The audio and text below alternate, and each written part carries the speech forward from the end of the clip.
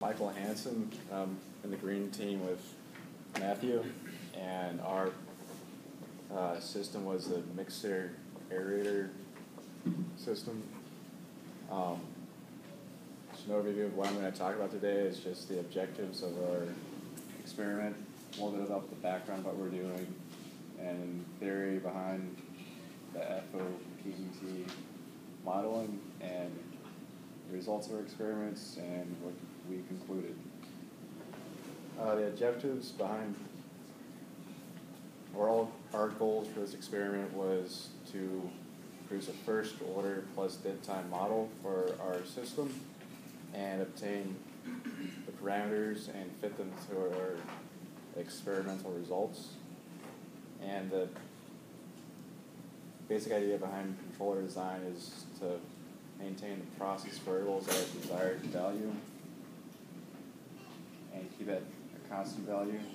And in order to do that, we need to understand a little bit about the system, which is the reason behind doing the FOPET model. And this is a overview of our system here.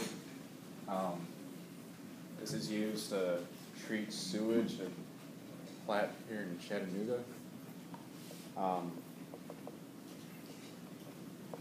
This right here is the actual mixer. This is a motor, and these three circles are the control system. And basically this one right here is a transducer that takes input from the gearbox and turns into an electrical impulse that is read by this controller element, and based on an impulse it tells the motor what to do to speed up or slow down to adjust the mixer speed. And the motor runs about 100 times faster than the actual mixer, so our results are a little bit different. Our motor operates at a range of 100 to 1600 RPMs, so that means the mixer is going around 10 to 160 rotations a minute. And that system can reduce down to a generalized system where we have an input, everything in between, and then an output. And the output is the driver speed, and the input is the power to the motor. In our previous experiments, we found the steady state operating curves, and we did this by averaging the output at a steady state and then displaying those graphically as the average output versus various motor power inputs. And here's an example of the data read from the motor. On this side we have the output RPM, and this is the time. And as you can see, after about 2 seconds, it kind of flattens out, and that's where we took the average to find the steady state. And this is our operating curve, and as you can see, it's pretty much dead on linear, so it's a nice result. A little bit of theory behind the model development.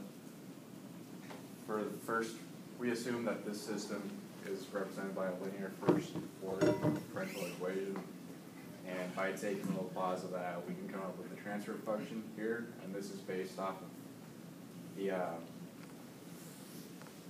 that the input is a step function with a step size of a, and a step takes place at TD, and by taking the inverse Laplace of this, we can come up with our model function. Here is a step size, where it takes place, the dead time, and the gain. And this is just what I just said.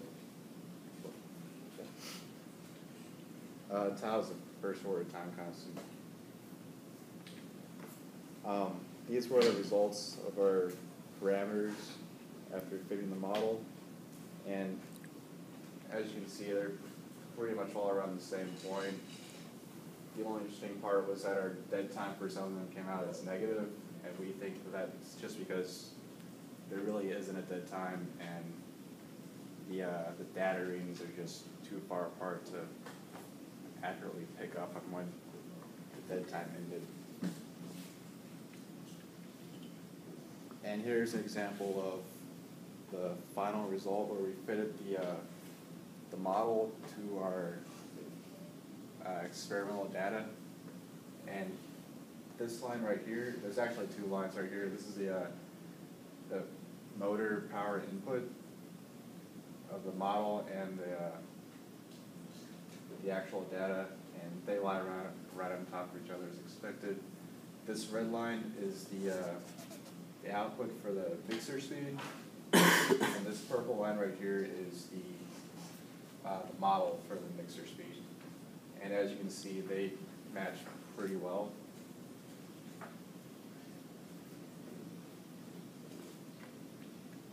And the conclusion is that the relation between the motor power and the RPM does fit our assumption that is a linear first order differential system, and our parameters are an adequate fit to the system.